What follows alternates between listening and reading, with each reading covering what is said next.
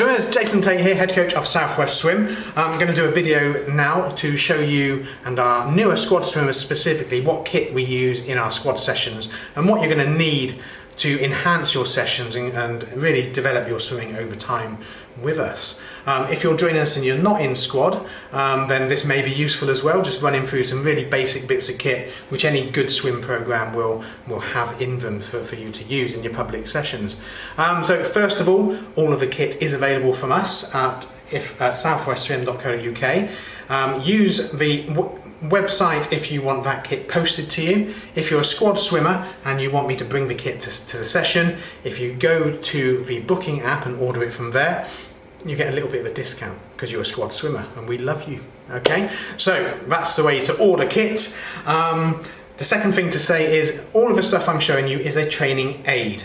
Now the aid part is the important bit. We're going to use these sporadically through all of our sessions during the week, all of our one-to-ones, and recommend you use them in your public sessions as a training aid. Not all the time.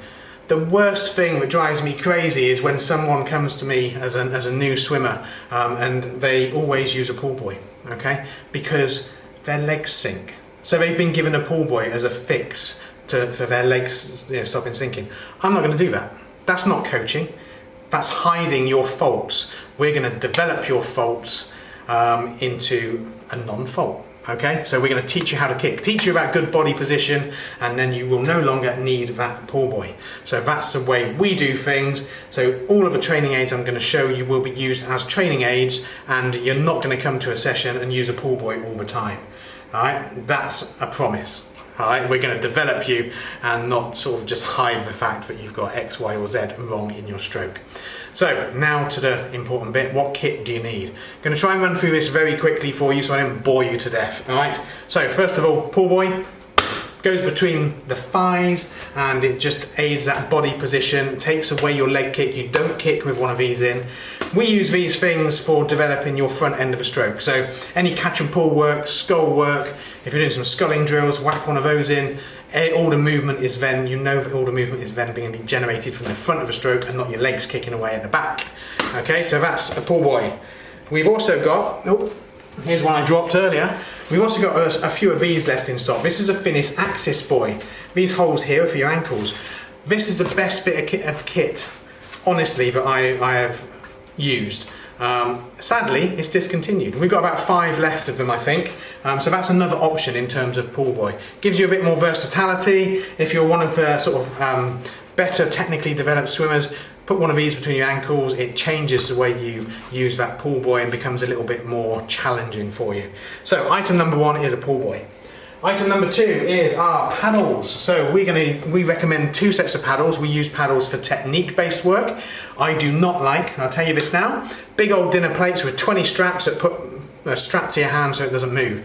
The reason being, if you've got any technical inefficiencies in your stroke, that big paddle that doesn't move on your hand could be an injury risk, okay? Because it's not going to fall off, it's not going to feed back. You're basically increasing the surface area of your hand.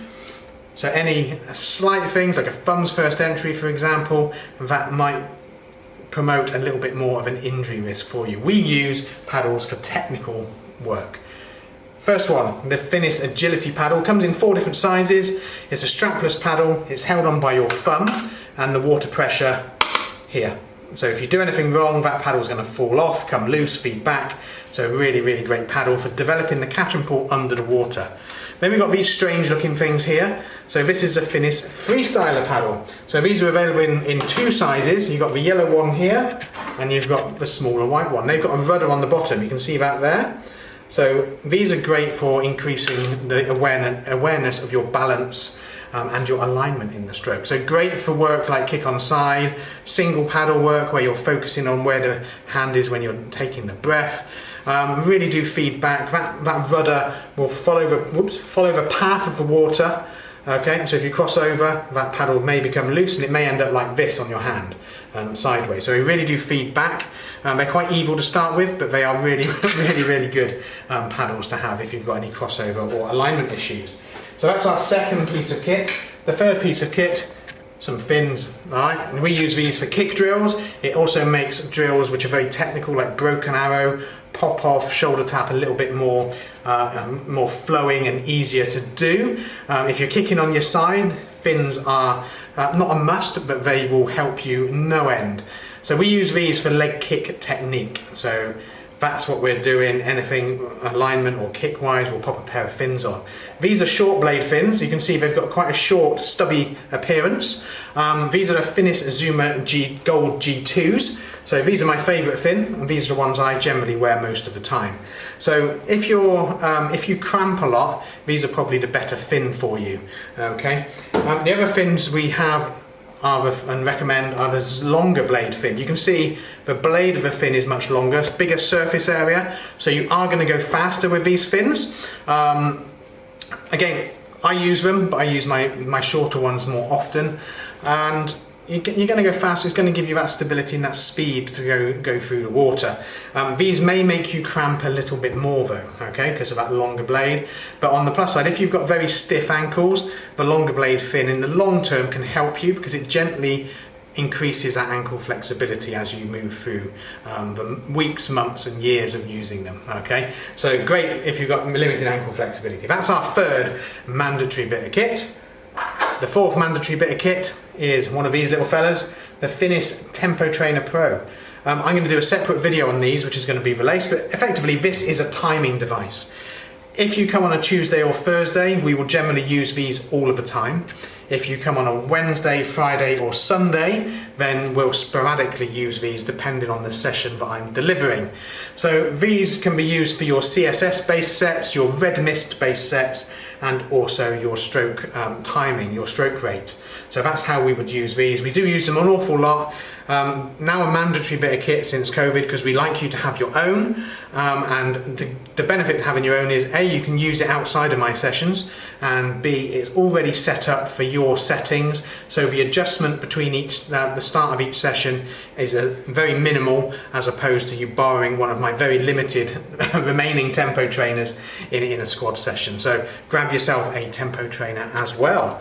That's all of our mandatory kit. Obviously you want to get a bag or something to put it in as well. Often overlooked, people buy all the kit and then don't buy a bag, and it's just like a armful of stuff that are coming through.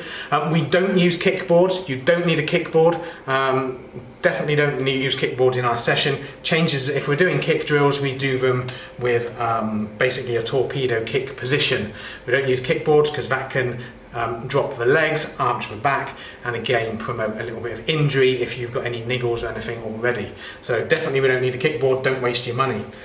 Instead of a kickboard, the optional bit of kit we recommend is, just mislaid it there, is a centre snorkel. These are a Marmite thing, you'll love it or you'll hate it, but basically it takes away the need for you to breathe, so you, well, not breathe, but you know what I mean, you can breathe through the snorkel, don't not breathe.